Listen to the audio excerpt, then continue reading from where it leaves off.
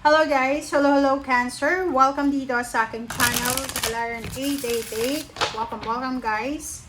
Alamin natin Cancer kung anong messages, vibration, gabay energy. This is for the month of April 2026. So, nasa monthly reading na tayo guys. So, titingnan natin para sa mga Cancer. First card mo is the Hierophant. Okay? And the Ace of Cups. Kumuha pa tayo ng isa. Okay. So, yung first 3 cards natin, titingnan natin. Okay, Cancer. So, Hierophant, Ace of Cups, and 3 of Wands. So, like for example, kailangan mo ng tulong. Okay? So, maybe several months ka na you are suffering. Several months ka nang naghihintay. So, you're waiting for an emotional help. You're waiting for financial help or any help na hinihintay mo. So, is either nag-aantay ka na may makatulong sa'yo. Nag-aantay ka ng relationship. Nag-aantay ka ng confirmation kung nag-a-apply ka ng trabaho or promotion. Nag-aantay ka na matapos yung issue or yung gulo. So, sinasabi ng 3 of Wands dyan na lahat ng paghihintay mo ay posibleng magbubunga na ngayong April. Kasi, may possible na sitwasyon ngayon, magiging sobrang masaya ka kasi posibleng may mga tao na makakatulong sa'yo. Yung hinihintay mo ay posibleng dumating na. Yung tulong, yung swerte, or yung confirmation, or yung result na hinihintay mo. Okay, so let's check. Maybe fire sign. Fire sign, Leo, Aries, Sagittarius, or water sign, Pisces, Scorpio, and Cancer. Sila yung mga pwedeng makatulong sa'yo. Or maybe ikaw yung hinihintay. Pwedeng may naghihintay sa'yo na tulungan mo sila. So, possible na sa buwan ng Abril, makakapag-desisyon ka na tulungan na sila, parang ganun. Okay, 5 of Cups. Meron kang pinanghihinayangan. Nakikita ko sa'yo dito, 'di ba? So, medyo nanghihinayang ka. Meron kang regrets. Meron kang regrets na nararamdaman ngayong April. Etong 5 of Cups na to. Eto yung panghihinayang. It's because may nagawa kang hindi maganda. Nagdesisyon ka ng hindi mo pinag-iisipan dati, parang ganun. So, medyo nabulag ka dyan sa decision making mo. And the Hermit, sinasabi ng bara sa'yo na simula ngayong Abril, lahat ng pinagsisisihan mo ay posibleng babaguhin mo na. Ngayong Abril na to, marami kang marirealize. It's a realization month para sa lahat ng tao. Kasi, ang month ng Abril para sa mga Scorpio ay para siyang may ipapakita sa'yo ang universe na isang scenario ngayong Abril na pwedeng marirealize mo na, nagkamali ako. Parang ganun. Alright? So, last card tayo sa first deck. Emperor. So, yun. Sinasabi ng bara sa'yo dito na meron dito na Cancer na ngayong Abril ay hahanapin mo yung dating ikaw. Like, you are parang planning to reclaim your power. Okay?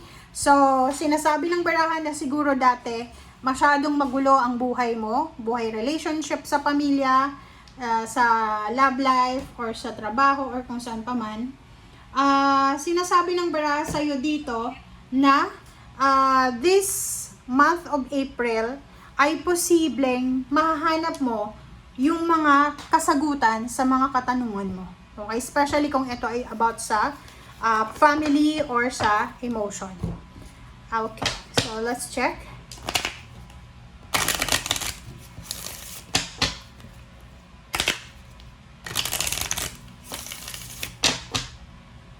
Etong 3 of Wands tsaka 5 of Cups, nakikita natin dito, mayroong mga Cancer na pwedeng may hinintay ka. So, eto yung pwedeng makaresonate doon sa nag-aantay ng promotion, doon sa nag-antay na makapagtapos yung anak nila, tapos pagkatapos ang anak nila na makapagtapos ng pag-aaral, biglang nag-asawa, so you're disappointed. Another is yung hinihintay mo yung promotion. Pwedeng sinasabi mo na ang tagal mo na dyan sa company, pwedeng 3 years ka na or 3 dekada ka na dyan, pero hindi ka na po promote, parang ganun. And yung iba naman sa inyo dito, medyo ano kayo, sensitive, medyo kayo malungkot. So, naghahanap kayo ngayong buwan na to ng rason para maging masaya. Naghahanap kayo ng, kumbaga, anong tawag doon? Yung mapagbabalingan nyo ng attention.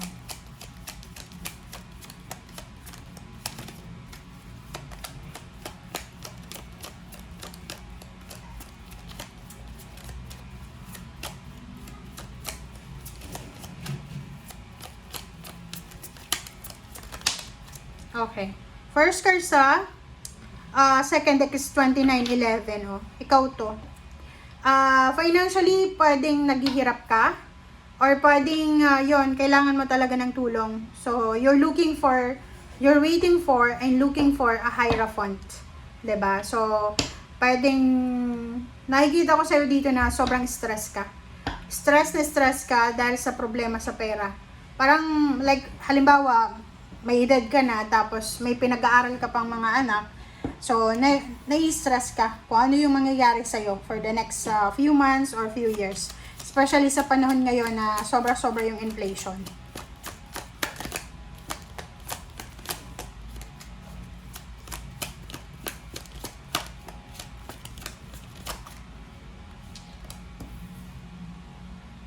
Okay, so, 29, 20... Okay. Okay, so dito naman, sinasabi ng bara sa'yo, Cancer na anak talaga.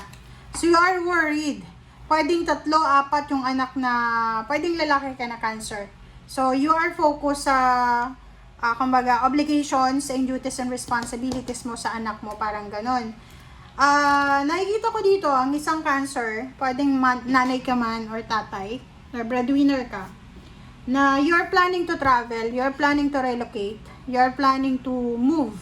Parang plano mong hanapin kung saan ka aasenso. Kasi pwedeng yun na nga, meron kang pinag-aaral or meron kang obligations, financial obligations sa pamilya. Maybe may hinuhulugan kang sasakyan or pwedeng lupa at bahay itong hinuhulugan mo. Okay, so let's check.